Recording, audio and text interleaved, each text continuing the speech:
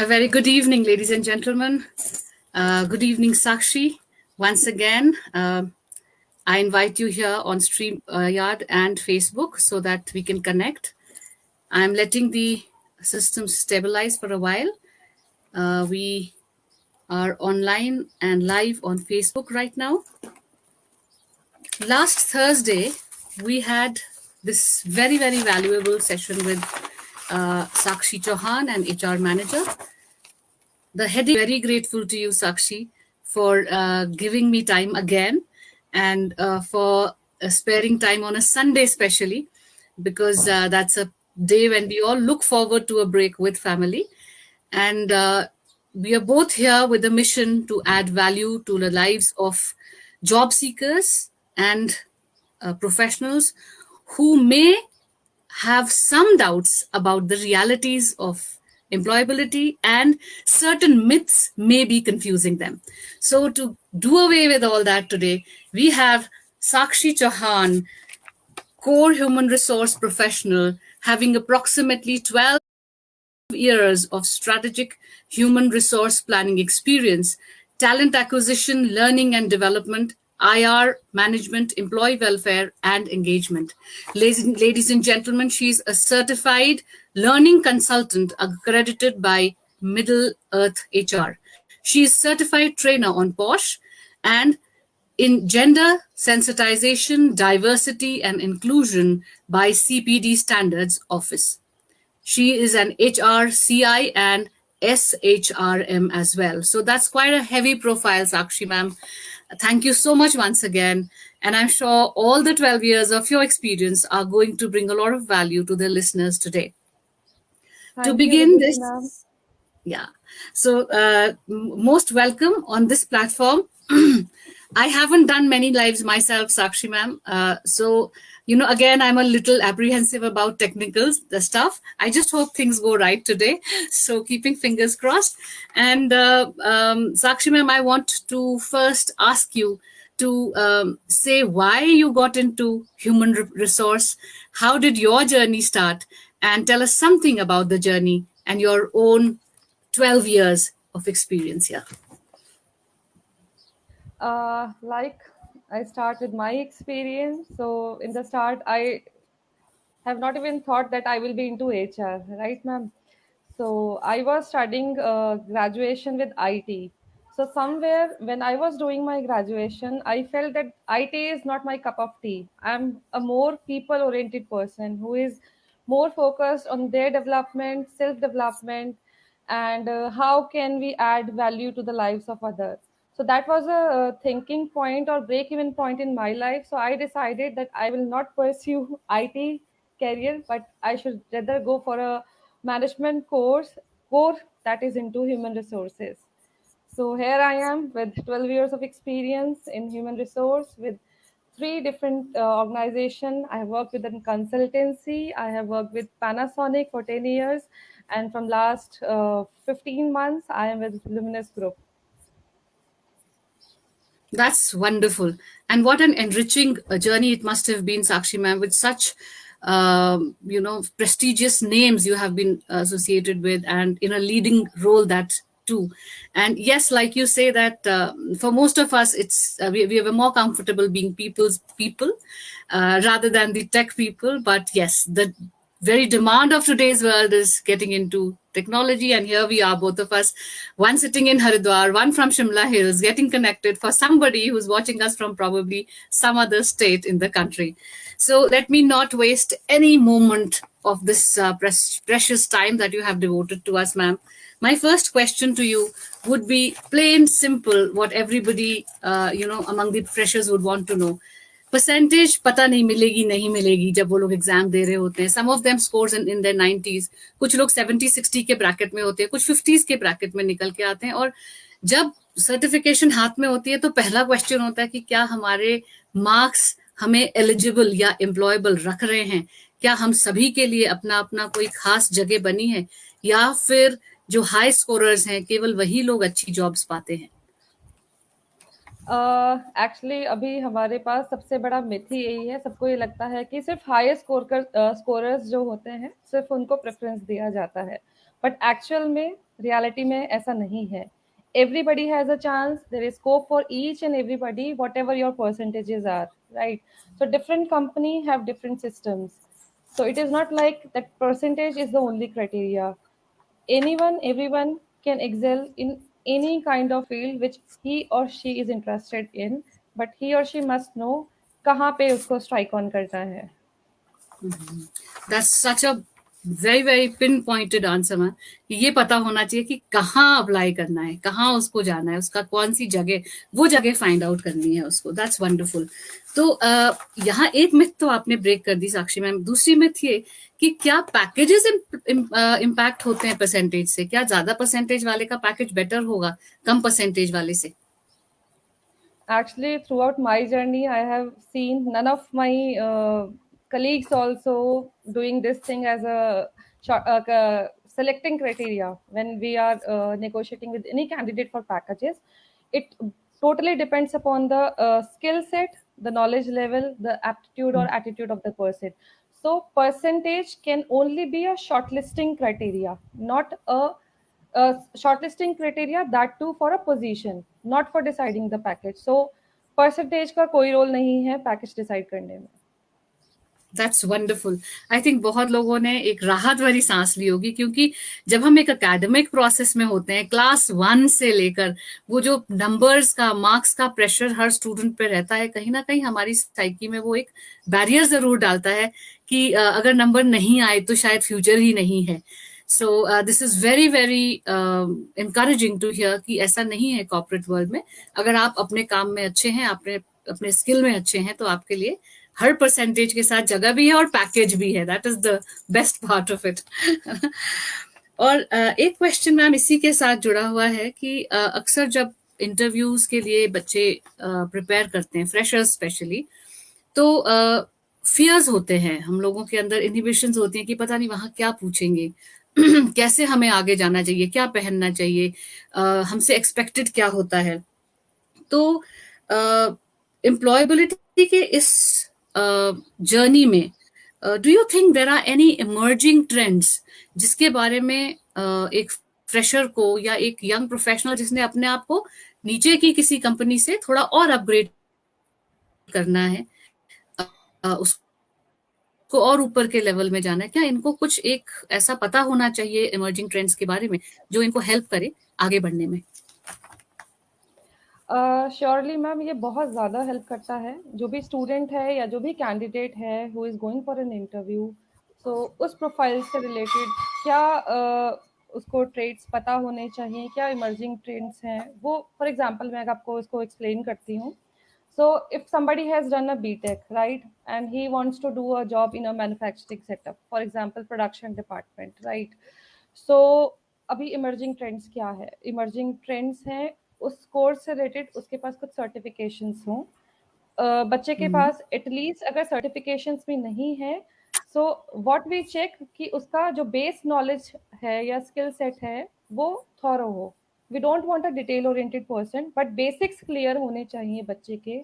और अगर बच्चे ने इंटर्नशिप करी है किसी भी कंपनी में, so he should have a thorough experience of that also, because कई बच्चे 3 मंथ्स का करते हैं, कई बच्चे 6 मंथ्स का समर इंटर्नशिप करते हैं. So it should be a very on a serious note, they should do that, because बहुत सारी चीज़ें वो वहीं से सीख जाते हैं कि इंडस्ट्री में क्या प्रैक्टिसेस होती हैं. सो इसी पर्सपेक्टिव में मैं अगर आगे बात करूं, तो जैसे प्रोडक्शन जीटी है, सो उसको एक्सेल आना चाहिए, बेसिक एक्सेल आना चाहिए, फॉर्मूलेज आना चाहिए, उसको प्रेजेंटेशन बनानी और देनी आनी चाहिए. सो ये एक कंपनी का भी रिक्वायरमेंट रहता है कि जब हम बच्चे इंटरव्यू करते हैं तो हम चेक करते हैं कि उसका क्या कॉन्फिडेंस लेवल है, क्योंकि ट्रेनिंग्स तो कंपनी में काफ़ी दी जाती हैं, but somewhere company also feel कि हमारे पास एक थोड़ा रेडीमेड मटेरियल होना चाहिए. वेरी राइट तो मैम. ये चीज़ें हैं. कॉन्शियसनेस है वो बहुत इंपॉर्टेंट रोल प्ले करती है. सो बच्चों को आज की डेट में क्या करना चाहिए, अपने स्किल एनहांसमेंट पे भी फोकस करना चाहिए. नॉलेज तो इम्पॉर्टेंट है ही है, what other skills with the emerging trends they can acquire, so that they have a more probability of getting selected for a particular job. Very nice. So definitely बहुत सारा जो आजकल IT related skills हैं और जो उनके profession related skills हैं, वो जितना वो अपग्रेडेड रखेंगे उनका स्कोप बेटर होता चला जाएगा. This is the one nutshell thing. And इसमें मैम 2 और क्वेश्चन मैं आपसे पूछूंगी. एक ये कि हम वेल ग्रूम्ड होने का क्या रोल रखते हैं, how does it make an impact अगर हम वेल बिहेव्ड होते हैं, हम सही बैठते हैं, सही उठते हैं. और दूसरा इसके साथ ही जुड़ा हुआ क्वेश्चन है कि वो जो वेटिंग रूम होता है जहां इंटरव्यू के लिए सभी लोग इकट्ठे बैठते हैं, बाहर शायद 50-60 कैंडिडेट्स इकट्ठे बैठते हैं, क्या उस रूम का भी कोई रोल है? क्या वहां भी कैंडिडेट को कुछ बातें अपने दिमाग में रखनी चाहिए?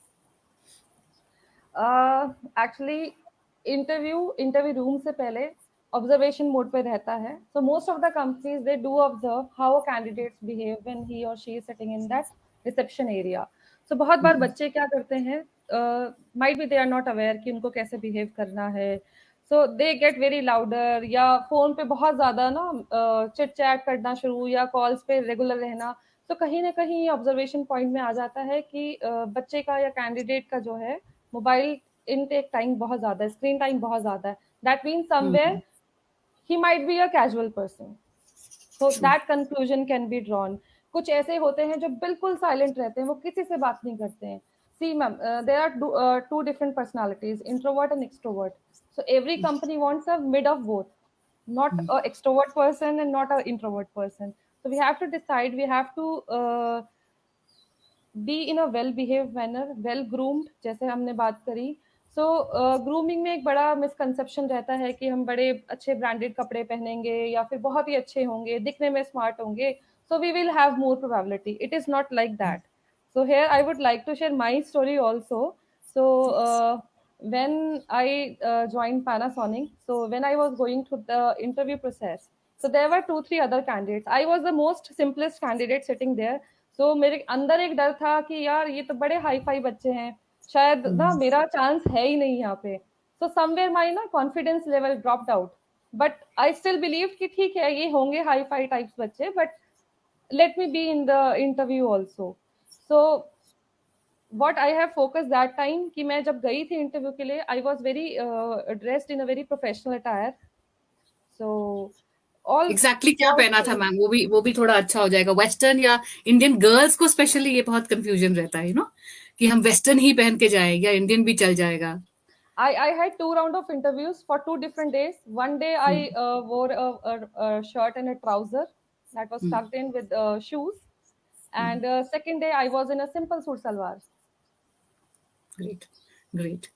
तो ये आपने बहुत ही बड़ी मिथ, बहुत ही बड़ी तोड़ी है, क्योंकि आजकल मार्केटिंग के जमाने में हम लोग एड्स देख देख कर बिलीव करने लगे हैं कि अगर ब्रांडेड चीजें पहनी है तो ही हम सोशली एक्सेप्टेबल है, या तो ही हम प्रोफेशनली एक्सेप्टेबल है. And this is wonderful to know कि नो, हमारी दुनिया आज भी रियल है. लाइक वी हमारी जो मिथ्स वर्सेस रियलिटी की बात कर रहे हैं, तो वो रियलिटी आज भी जिंदा है. और आपकी कैपेबिलिटी, आपके हुनर, आपकी ओवरऑल प्रेजेंटेशन स्किल्स, आपकी बिहेवियर, आपके मॉरल ग्राउंड्स सभी मैटर करते हैं आज भी. सिर्फ फसाड पे या दिखावे पर दुनिया अभी नहीं चल रही है. काम से मतलब. This is wonderful, very very insightful ma'am. और आपकी इस जर्नी में जो आगे हुआ वो भी थोड़ा सा आप शेयर करें.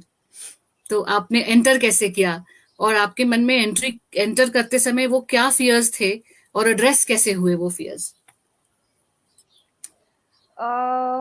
फियर्स तो मैम थोड़े से कम थे, बिकॉज समवेयर मेरे कुछ सीनियर्स रहे हैं, मेरे कुछ प्रोफेशनल जो मेरे से अटैच थे, मेरे कॉलेज के teachers, they have clearly told me कि साक्षी जब इंटरव्यू देने जाओगे आप, सो आपका कॉन्फिडेंस लेवल बहुत मैटर करता है. what you speak, what you tell to the person sitting in front of them, you should have confidence in that, and that should be a true statement.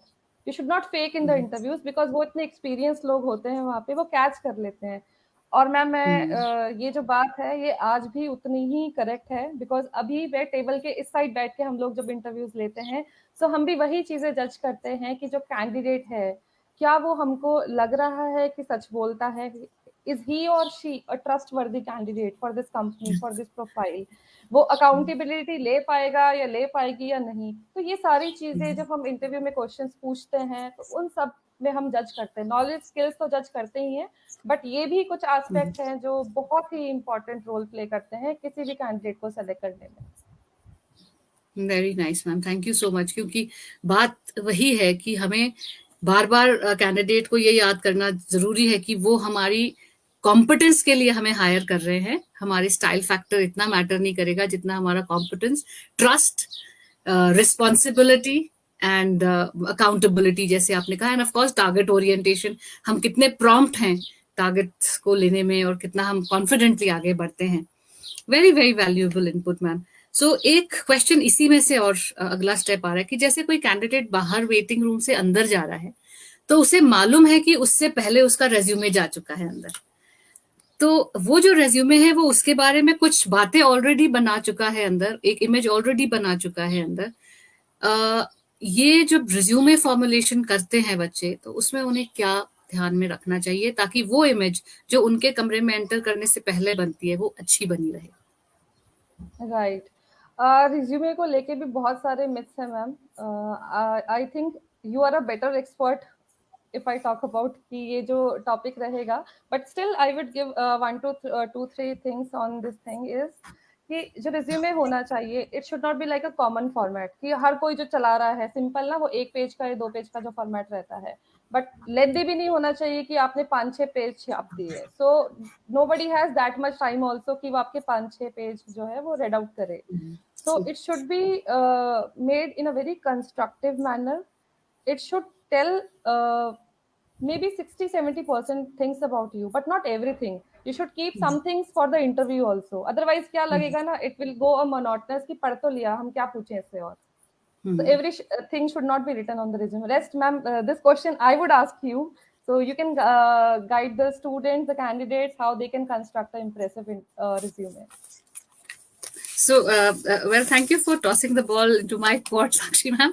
But yes, the only thing I will not be elaborating too much on this for two reasons. एक तो ये कि अभी आपके होने से जो उनको इनपुट मिल रहा है, मैं तो उनके लिए अवेलेबल हूँ ही, वो मैं कट शॉर्ट नहीं करना चाह रही। पर हाँ, यहाँ सवाल उठा है तो मैं ये जरूर कहूंगी कि बहुत इंपॉर्टेंट है, स्पेशली स्मॉलर टाउन्स के बच्चे मेरे एक्सपीरियंस में आज तक क्या करते हैं कि किसी एक जानकार के पास चले जाते हैं जिसे कंप्यूटर चलाना आता है और उससे कह देते हैं कि मेरा सीवी बना दीजिए। अब एआई के आने के बाद यही काम वो एप्स के साथ कर रहे हैं।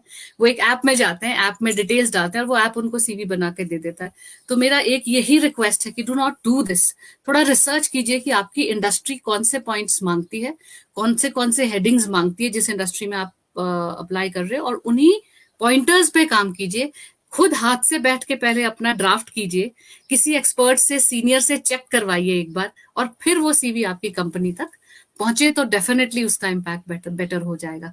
और डेफिनेटली इसमें वर्बल इंग्लिश का काफी रोल रहता है। फ्रेजेस ठीक होने चाहिए, ग्रामर ठीक होनी चाहिए, पंक्चुएशंस जगह पे होनी चाहिए। ज्यादातर तो पंक्चुएशंस अब जा रही हैं हमारी टाइप्ड फॉर्मेट्स में से, but I still personally believe कि हम जितना औपचारिक रहते हैं, रिटन इंग्लिश हो या कोई भी हमारा जो डीलिंग्स हैं उनमें जितना औपचारिक रहते हैं, यू आर सेफर। सो यह मैम आपकी ही तरफ मैं वापस आऊंगी कि इसमें एक 3 V's कनेक्टेड है हमारे इसी टॉपिक के साथ। क्या आप उसके बारे में थोड़ा बताना चाहेंगे कैंडिडेट्स को? Whenever I speak in such forums, I definitely give a 3 V's mantra, ma'am. What are these 3 V's? They basically help you in creating a perfect or a best first impression. Like आपका personality जब भी कोई आपसे पहली बार मिलता है, so वो आपको जज किस बेस पे करता है. So these are the 3 V's. The first one is the visual. The second one is vocal, and the third one is verbal.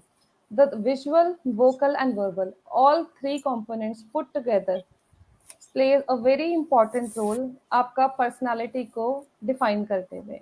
Like from that, first जो आपके 90 seconds होते हैं, आप जब room में enter किए हैं, the way you look, the way you behave, you appear, your confidence level, so that comes under the visual. How I am looking, how I am presenting myself, what is my confidence level. The second one is the vocal, the way I speak out things, कि मैं किस वे में अपनी बात रख रही हूँ. हर बात को कहने के कई तरीके होते हैं, बट वो बात अच्छी तब लगती है हमको जब उसका सलीका और तरीका या जो इम्पोर्टेंस है वो सही तरीके से बताई जाए. And the third one is we should be very careful the verbal content. जो वर्ड्स हम चूज करते हैं, whatever language we are confident, हमें उसी लैंग्वेज में वो वर्ड्स या अपनी लाइंस जो भी हम बोलना चाह रहे हैं वो ड्राफ्ट करनी चाहिए, because somewhere put together all these three components they create your first impression. And I know every one of us, each one of us wants कि हमारा जो फर्स्ट इंप्रेशन जाए ना पैनल के आगे वो बहुत अच्छा हो। सो बेसिकली यहाँ पे मैं चाहूंगी सभी कैंडिडेट जो हैं कि थ्री जो हमारे वीज हैं इन पे जरूर फोकस करें, visual, vocal and verbal. Beautifully put in ma'am, because इतना अच्छा आपने डिस्क्राइब किया इस पूरे 3 V's को, क्योंकि अक्सर कभी कभी ट्रेनिंग्स में ये बहुत टेक्निकल लगते हैं। हम लोग भी जब बात करते हैं तो ऐसा लगता है शायद सामने वाले को समझ आ रही है इसका रीजन, पर here you really put it very well for them to understand. After the 3 V's अब हम पहुंच गए वहां, हम कमरे में भी एंटर करने को तैयार हैं, हमने रेज्यूमे भेज दिया है, हमने अपने आप को रेडी कर लिया है उस चीज के लिए।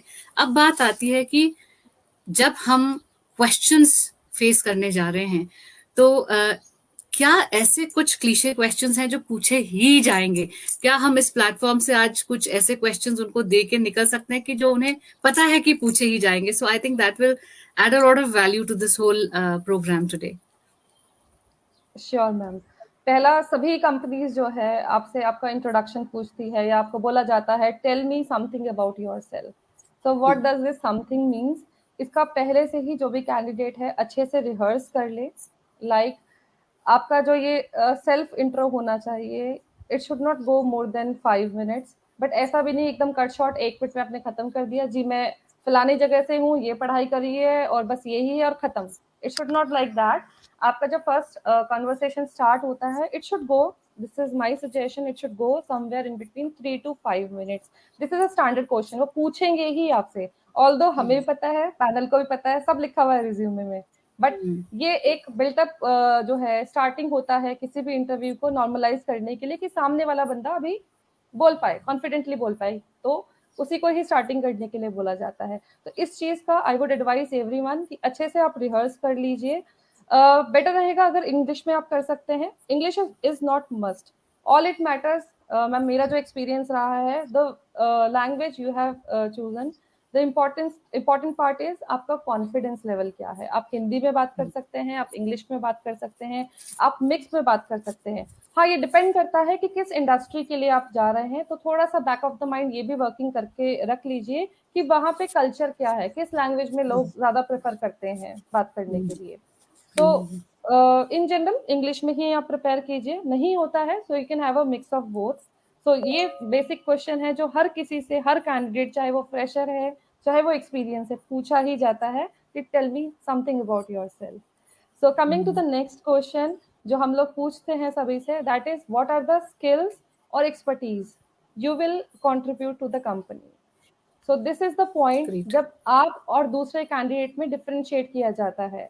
ये हमारे लिए भी एक इम्पॉर्टेंट रोल प्ले करता है, बिकॉज हम जब 4-5 कैंडिडेट्स का शॉर्टलिस्टिंग करके बैठे होते हैं, so we discuss on these things कि भाई ये जो बच्चा था हमारा या ये जो कैंडिडेट है, ही और she is better from others in these perspectives.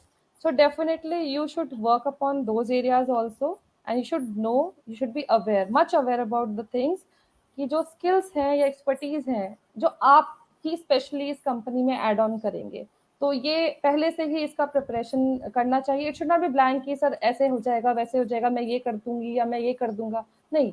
आपसे फिर उसके एग्जाम्पल्स भी पूछे जाएंगे, तो you should be aware of that thing.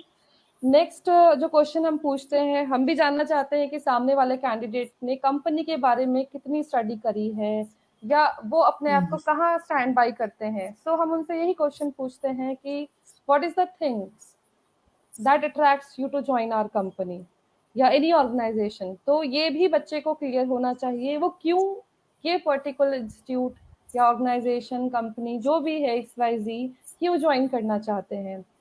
And last question है, कई लोगों से पूछा भी जाता है, हो सकता है स्किप भी हो जाए, बट हम लोग इन जनरल ये चीज भी जरूर पूछते हैं कि क्या कोई ऐसे चैलेंजेस रहे हैं पास्ट में या आपके प्रोफेशनल टेन्योर में और आपने उसको कैसे ओवरकम किया है।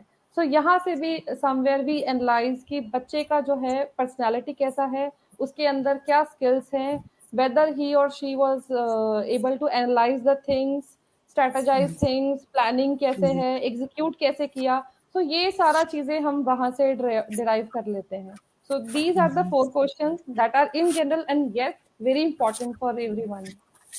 So, ma'am, I must thank you from the very bottom of my heart for adding so much value, because जब आप human resource वाले लोग ये बातों को दोहराते हैं या इन बातों को क्लियरली सामने सबके रखते हैं, तो मुझे यकीन है कि किसी भी फ्रेशर के दिमाग में अगर इनसे रिलेटेड कोई भी डाउट होगा, वो हट के उसे ज्यादा कॉन्फिडेंस प्रदान करेगा, so that he can appear with more confidence, more know how. तो जैसे हम अक्सर बच्चों को कहते हैं कि ग्रोथ की जर्नी अवेयरनेस से शुरू होती है. तो आज का ये जो पहला एपिसोड वी स्पीक का हमने इकट्ठे शूट किया है लाइव, ये मेरे लिए भी बहुत ज्यादा ऑस्पिशियस है, बिकॉज वी स्पीक को हम एक ऐसा प्लेटफॉर्म बनाना चाह रहे हैं साक्षी मैम, जहां पर शायद हमारे जमाने में जो हमें गाइडेंस नहीं मिल पाती थी, क्योंकि उस समय कोई ऑनलाइन प्लेटफॉर्म्स नहीं थे, कोई एआई नहीं थी, इंटरैक्ट करने के साधन चिट्ठी जैसे थे, जो कि शायद महीना भर की ट्रैवल जर्नी लेके एक जगह से दूसरी जगह पहुंचते थे. पर आज बच्चों के पास इतना ज्यादा इंफॉर्मेशन है कि उन्हें उसमें से राइट और रॉन्ग फिल्टर करने को ही मुश्किल लग रहा है, और इसीलिए रियलिटी और मिथ्स के बीच में वो उलझ के भी रह जाते हैं. तो ये प्लेटफॉर्म में हम इसी चीज को एड्रेस करना चाह रहे हैं कि एक्सपर्ट्स से ही हम उन तक वो रियलिटी पहुंचाएं, हर एक फील्ड की, अलग अलग इंडस्ट्रीज से, जहां उनको गाइडेंस ऐसी मिले कि वो ज्यादा कॉन्फिडेंट होके अपनी जर्नी को आगे बढ़ा पाए. और जैसा हम सभी जानते हैं कि हम लोगों की जो वर्क जर्नी है वो ज्यादा इंपॉर्टेंट इसलिए रहती है कि कहीं ना कहीं जब एक यंग बच्चा कोई प्लान कर रहा होता है अपनी जॉब, तो हमारे ड्रीम्स होते हैं कि हमने अपने पेरेंट्स को ज्यादा कंफर्टेबल बनाना है, उन्होंने हमारे लिए कितनी मेहनत करी, घर में अबंडेंस लानी है, हमें उनको घुमाना है, या फिर आगे जाके हम व्हेन वी गेट मैरिड तो हमें अपने बच्चों के लिए, स्पाउस के लिए चीजें करनी. तो कहीं ना कहीं ये जर्नी डायरेक्टली आपकी फैमिली लाइफ से जुड़ी हुई है. वर्क लाइफ बैलेंस के बारे में भी किसी दिन आपसे बात करेंगे जरूर.